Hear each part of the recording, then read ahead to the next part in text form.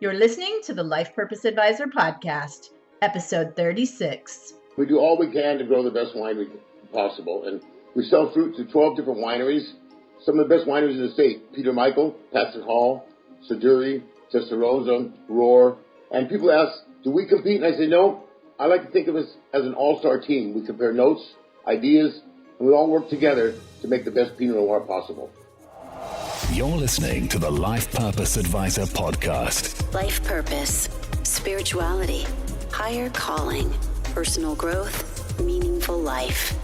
We ask the deep questions about living a balanced life of meaning, purpose, and joy. Passion, know thyself, be mindful, spiritual practice, aha moments, life lessons, balance. It is time to welcome your host, Angie Swartz. Today, I'm really excited about the guest I get to bring you today. A few weeks ago, I'd had a small bottle of Pinot Noir that was gifted to me, I think in 2008, in my wine cabinet that I'd been saving for a special occasion. And my mother was visiting, so I got it out and we quickly drank it up. And I was so sad that it was so small because it was just like silk. So delicious. It was a bottle of Pinot Noir from Pisoni vineyards. Today I bring you Gary Pisoni, and Gary Pisoni exudes passion for adventure, for family, for grape growing, for wine. He has managed to combine all of these by pouring his enthusiasm and energy into Pisoni Vineyards and Winery. Described as the new face of American Pinot Noir and Burgundian, crazy about his vines, Gary grows grapes in the Santa Lucia Highlands. You might have to help me with these pronunciations, Gary, using meticulous viticultural practices. Over the last 30 years, he has transformed the mountainous property where his parents once grazed a couple of horses and a few head of cattle into one of California's most renowned vineyards. The Pisoni family has one goal: grow exceptional grapes to make exceptional wines. Gary, it's my pleasure to bring you on the Life Purpose Advisor podcast. I'd love to have a conversation today with you about wine and grapes and your life. Well, it sounds wonderful to me. So, how are you doing today? Very good. Are you having a cup of coffee or drinking a glass of wine in the morning? Well, usually when I do interviews, I have a small glass of wine. Yeah, well, is that the way you start your day every day? No, I usually wait till noon at least. Just noon is different. For a winemaker, noon is equal to 5 o'clock somewhere. Is that right? That's right. And it depends if we're tasting barrels, and sometimes we like to sample wine in the mornings because your palate's fresh then. Oh, right. You haven't had any chance for anything to get stale. That's right. What is a day like in the life of a grape grower winemaker? Well, usually I get up every morning and I go look at the vineyards. Well, not every day, about 3 days a week. Look at the grapes and walk through and check the crews, make sure everything's being done correctly. Then I also have two sons that I'm very proud of. One son majored in viticulture at Davis. Then he went on for his master's in Cornell. And so he takes care of the vegetables. We grow a lot of vegetables, and he takes care of the wine grapes also. And the other son makes the wine in Santa Rosa. So he takes care of all the barrels. And so you go out, you start your day walking through checking out the crews and looking at the vineyards, and then what's next? Well, what I like to do first is to keep my weight down. I like to go for a 4 or 5 mile walk, and then I do that, and then I go check the crews and make sure they're all pruning the grapes right, or not just pruning, shoot thinning and picking leaves off on the morning sun side, because we like to have all the clusters sun-kissed by the sun. And that's what gives their special flavors and delicate phenolics that make the wine special. Right. And I've read before that the grapes that you and your family and your crews grow are some of the most in the grapes that people really want in the state of California. And what makes them so special? Well, it's a special site, and we do all we can to grow the best wine possible. And we sell fruit to 12 different wineries. Some of the best wineries in the state: Peter Michael, Patsy Hall, Custodian, Testarossa, Roar. And people ask, do we compete? And I say, no. I like to think of us as an all-star team. We compare notes, ideas, and we all work together to make the best Pinot Noir possible. And everybody makes Pinot? Do you grow just one kind of grape? No, we grow Pinot Noir. We also grow Chardonnay and Syrah. And what brought you to this business? Well, it's kind of something like it didn't bring Pinot Noir. Kind of just called me. Like when I was a kid in college in 1975, I used to collect wines, old Bordeaux and old Burgundy wines, and I was drinking my collection so fast, I figured I'd better plant a vineyard. Now I kind of stay even. So you were drinking your collection so fast that you thought I should plant a vineyard. Yes, and we were vegetable farmers, and my father and I were partners planting vegetables, but it didn't seem like partners because we had to do everything his way. We grew all types of vegetables, but I wanted to plant grapes on this horse ranch. So my dad says, Gary, aren't you satisfied? We farm 1,000 acres, lettuce, celery, asparagus, broccoli, tomatoes, cauliflower. What do you have to plant grapes on those mountains for? I said, Dad, have you ever been invited to a $250 black tie lettuce tasting? They kind of got it. Oh, excuse me, but it was a little bit of a problem because we didn't have any water there. Like it was just like springs. So I used to drive the water truck from the vegetable farm myself to irrigate the grapes. And we drilled one well and it was dry. We drilled another well, it was dry. And I was still hauling water like crazy trying to water the grapes because I love grapes so much. Then finally we hit a big well and we're very lucky. And where do you think that your love of drinking wine came from? Did you have others in your family that were big wine lovers? Well, my grandfather used to make wine, and when I was a little boy, I used to help him pump the wine around a little bit. And once in a while, I wasn't a little, I was like 13. Once in a while, I'd sneak a bottle out for my friends and I. Once in a while? Well, not much, because my grandpa kept an eye on me. But maybe once a month, I'd sneak a bottle out, and we'd have fun drinking it. That was right when I got started. Right. So what would your grandfather say if he could see you today? Well, I think he'd be pretty proud of me. Because my cousins in Italy also, the Pisoni family in Italy, also makes wine. They have a vineyard up in the Dolomites, and they do a Pinot Noir, they do a Chardonnay, they do Cabernet, they do a Vinsanto. And in fact, I tell my uncle, I go, Uncle, I think wine's making it in our blood. He says, no, DNA. I go, that's better. Mm-hmm. And so how about vegetables? You're still growing all of those vegetables today? Yes. Right now I'm on the vegetable ranch where we farm 1,000 acres of lettuce, celery, broccoli, cauliflower, and all the vegetables. And what do you do with all those? Well, we're partners with some big companies like Dole and Man Packing, and we ship the vegetables all over. And it goes all over the United States because the Salinas Valley is known as the salad bowl of the world, where, my gosh, in the summertime, we send, it's like 90% of the vegetables of the whole United States comes from this valley. Wow, that's a big statistic. 90% of the United States vegetables comes from the Salinas Valley. Well, between 85 and 90. Still, regardless, 80 to 90, that's a big statistic. Mm-hmm, that's right. In a state that claims to have a major water shortage. Well, we're doing the best we can to conserve water. Mm-hmm. What do you think about that? What do you think about the water conditions here in California? I just hope it rains like crazy this winter. But otherwise, it's pretty serious. Yeah. What do you see for it maybe not a fair question to ask you, but what do you see for our future with water? Well, it's kind of like really out of our hands. I just hope it rains a lot. And other than that, we do the best we can to conserve it. We're doing different farming practices and techniques like drip irrigation, and they're putting a desalination plant over in Monterey Bay. So we're just trying the best we can. Mm-hmm. Right. Great. What do you think is the future of farming? Do you think that your legacy and your boys and their families after you will continue to make wine and grow vegetables and that will continue in the Salinas Valley? Well, I'm pretty sure it will because like my great grandparents came from Italy in 1885, and they started with a lot of dairy cows, and they milked cows and made a lot of cheese and milk, and then my father started growing iceberg lettuce and different vegetables. Then I started the Pinot Noir in 1982. I was the first person to plant Pinot Noir in the San Lucia Highlands. And then my sons are very, very involved, and they actually do a better job than I do because they've actually, they probably pay more attention to it than I would, and I'm proud of them. And they make great wine, and they watch it every day very closely. Mm-hmm. Very nice. Very nice. Yes. I've corresponded with your son, Mark. Very, very nice gentleman. I'm sure he's very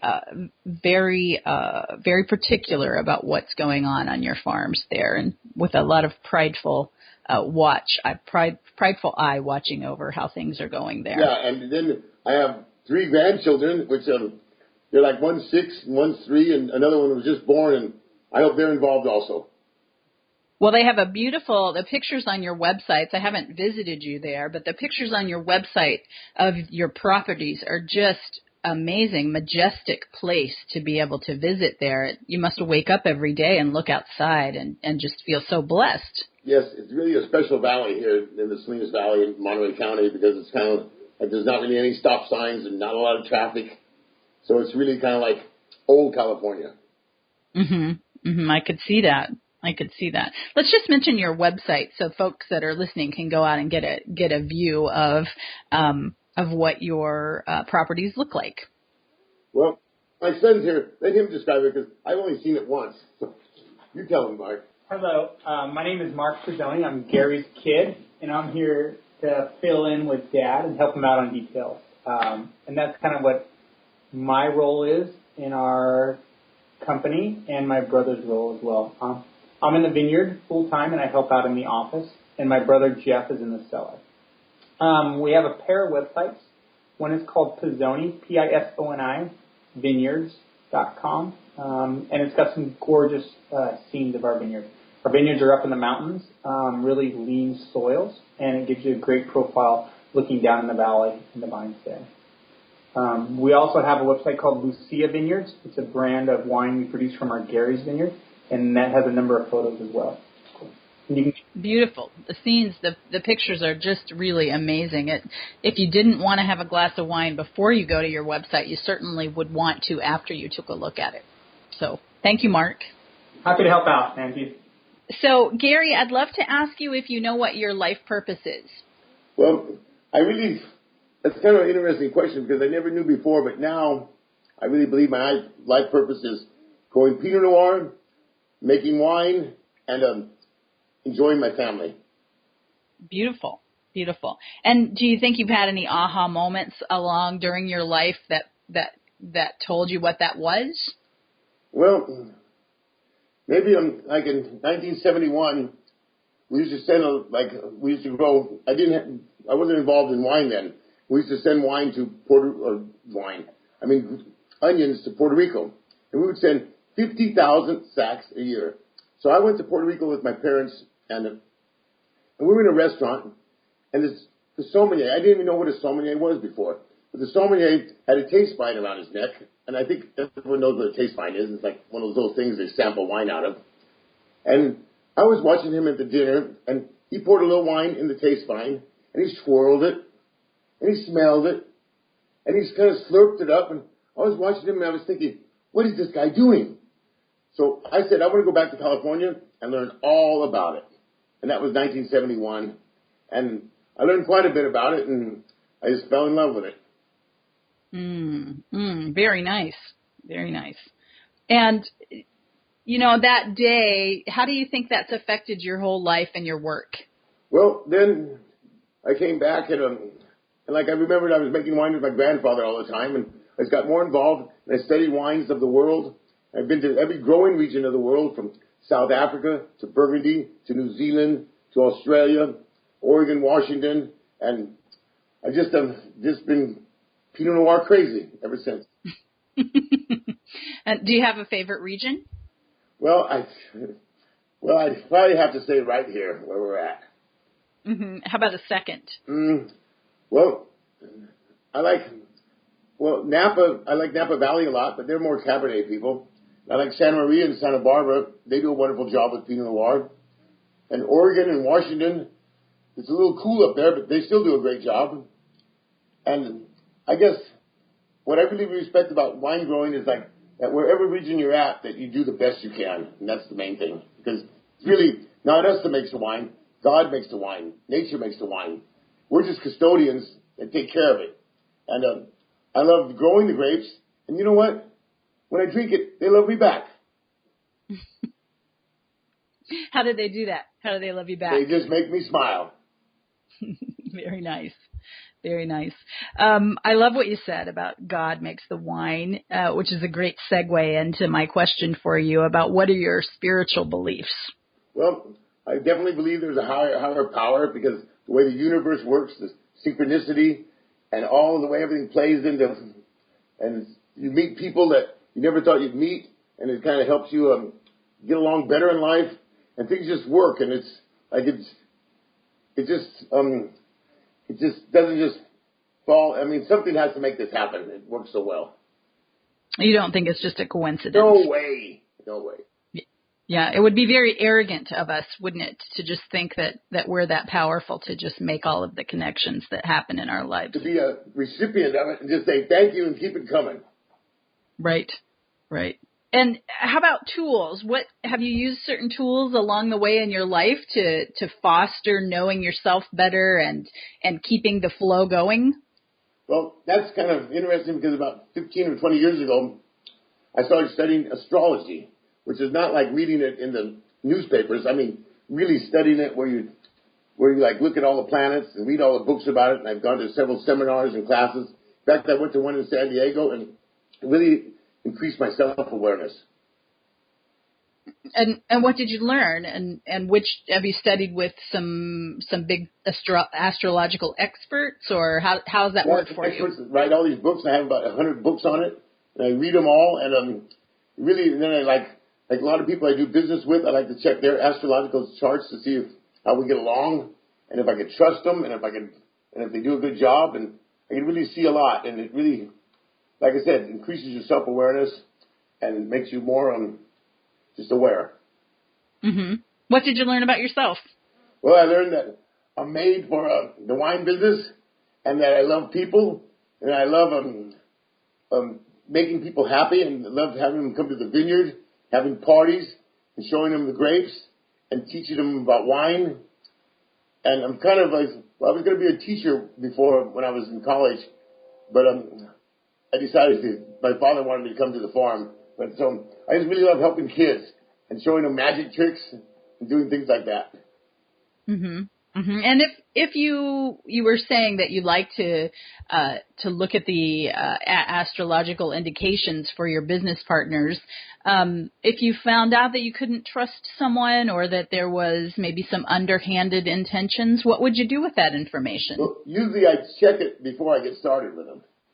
Uh-huh. And if there's some, maybe, let's say, some more less fortunate information, would you change your mind about doing a partnership? Definitely. Mm-hmm. Mm-hmm. Great. I like to think that I like to be like kind of like an ambassador for wine and to like introduce wine to people and give like classes in wine education and to teach people that, wine's like a food and don't be intimidated by a sommelier or don't feel like you have to be have all the terminology. But just, if you enjoy it, does it smell good? Does it taste good? Does it leave you with a pleasant aftertaste?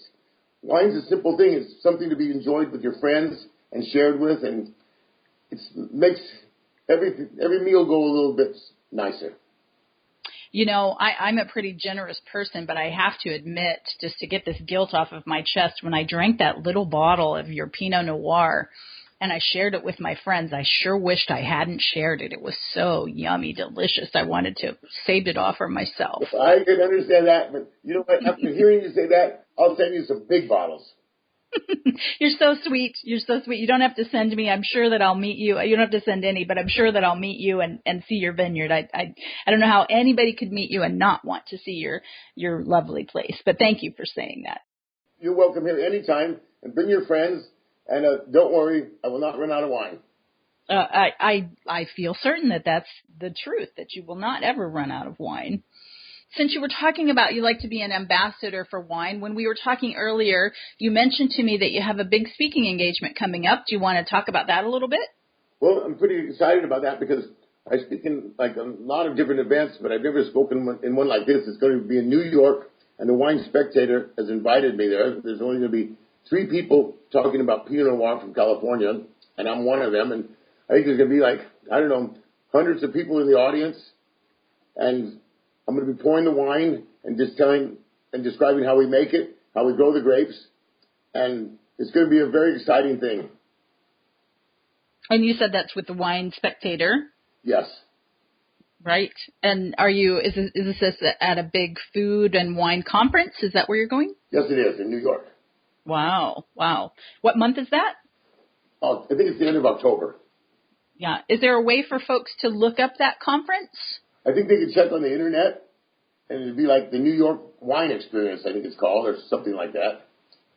Great. Spectator. Well, that's a very big deal. Congratulations. Oh, well, thank you, Angie. It was very, very fortunate to be invited. Yeah, I bet. Well, I'm sure that you'll be very entertaining, and your love of the work and the wine and the craft will shine through. My next question for you, I'm interested in, we were talking earlier about how you start your day, but I would imagine that there are times when your life can be somewhat stressful. Do you have any daily practices or anything that you do to keep yourself centered and balanced? Well, it's really important for me to take a big walk in every morning before I get started, to walk about 5 miles and all the vegetable ranch and take care of my garden. I grow a lot of string beans. I grow a lot of corn and a lot of some radishes. And anyway, it's important for me to do that. And that way it kind of keeps me a little bit more fit. And then I have some time alone so I can think about things. And then I go to the vineyard. A lot of times we have events at the vineyard where people that come from all over the world to come see the grapes. And we don't just have a little tasting of wine. We always have a barbecue. I have a lovely wife that's a great chef, and she cooks a great meal for them. We taste several wines. We tour the vineyard. And so it's really not just a tasting, it's a wine experience. Very nice. And what's your lovely wife's name? Her name's Marguerite, and she's from Poland. And she, I'll tell you this story. It's pretty fun. She was raised in Poland, where it's a communist country, and she was fortunate to get out in 1982, and she went to Toronto. And she was in Toronto, and she was a hairdresser, and she had a famous hair salon. And she used to go to Cuba all the time because she felt sorry for the Cubans because they were also communists. So she used to bring medicine, baseball hats, pens, pencils, all types of clothing. And she was there, and I went there with my younger son to go. We didn't smoke cigars. We just wanted to see the cigar factories. So we went there, and we're at the cigar factories. And then after 1 week, I told my son, you have to go home and take care of the wine barrels. So my wife, well, she wasn't my wife then. She was with 7 girlfriends at a jazz festival. So she was at the end of the bar, and she had 7 glasses of red wine. And I looked over and I said, wow. She says, I cut hair. I have a hair salon.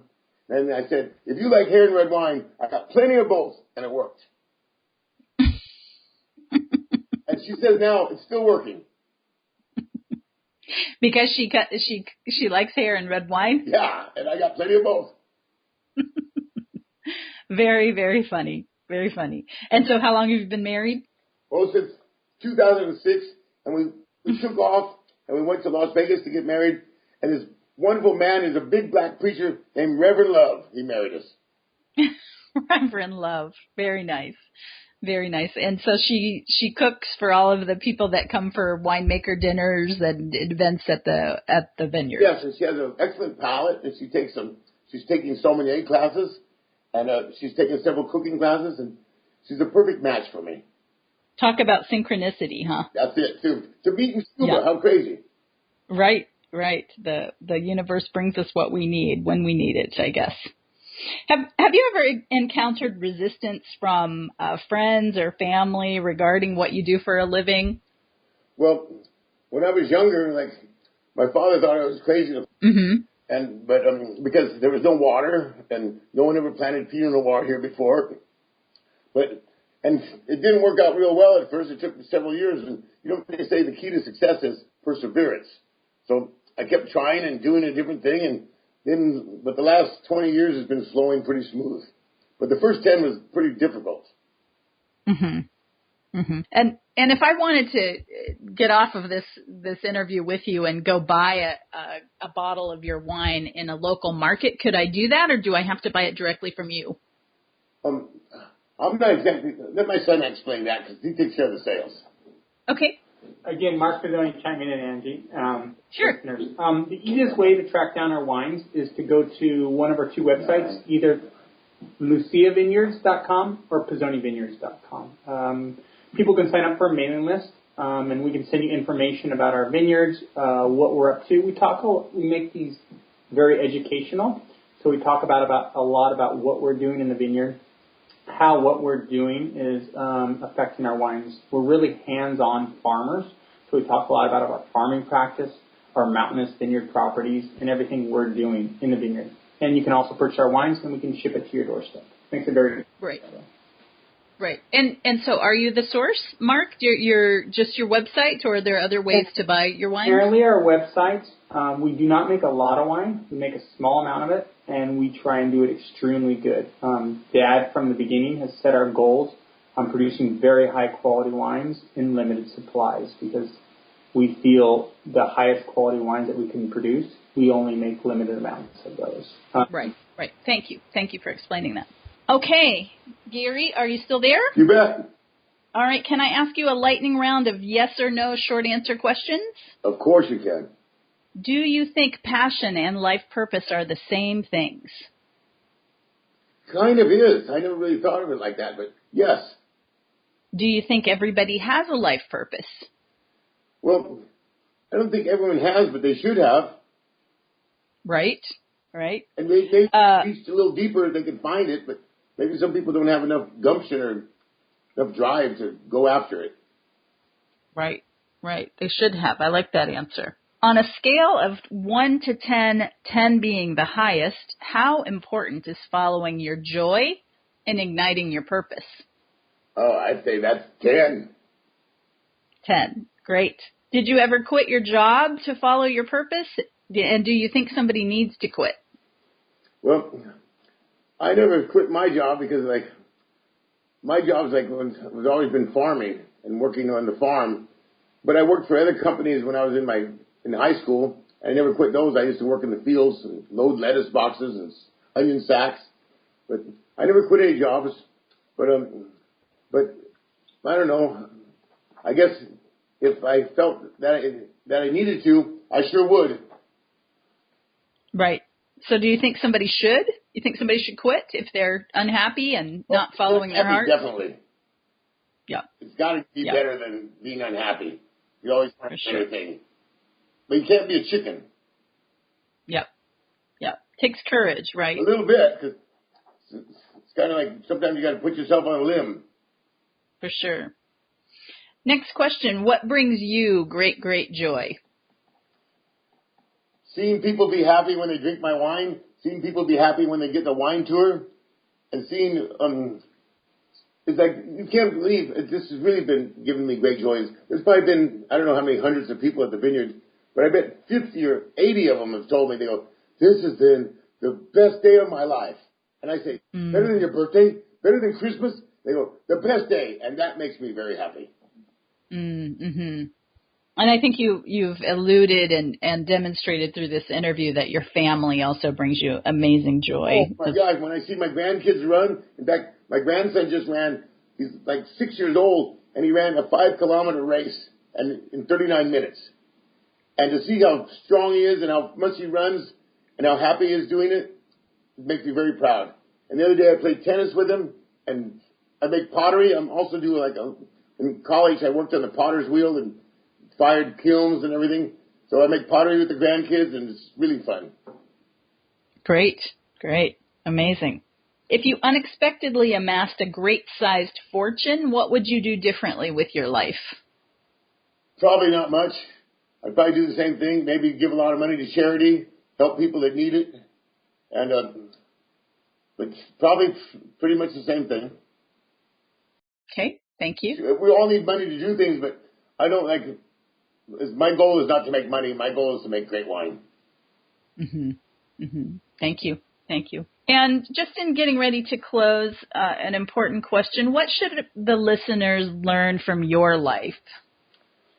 Just maybe don't be afraid to go after your dreams, follow your dreams, and they'll work out. If you try hard enough, maybe it won't try the first time, but you got to keep trying and study it and know what you're doing.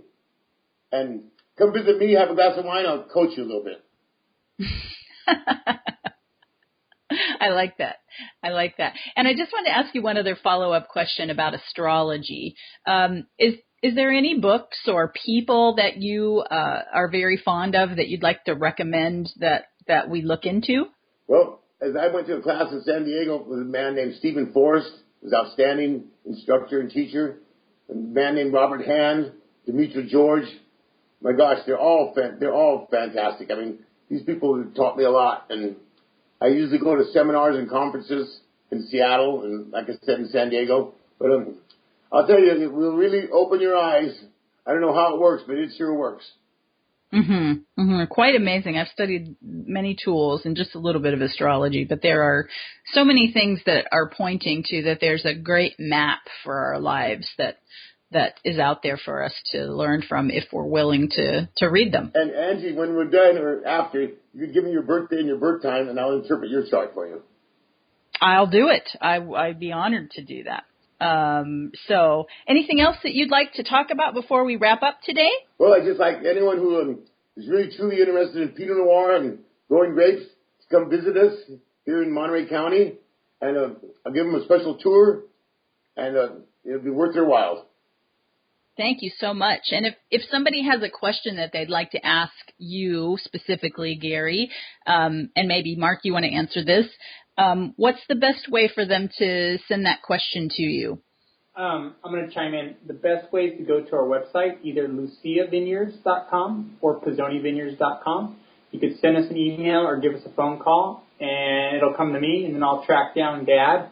And Dad honestly loves following up with people, loves showing people around the ranch, loves talking to people, loves sharing wine with people, and loves helping people find their life purpose. Wonderful. Wonderful. Well, I thank you both very much for your time.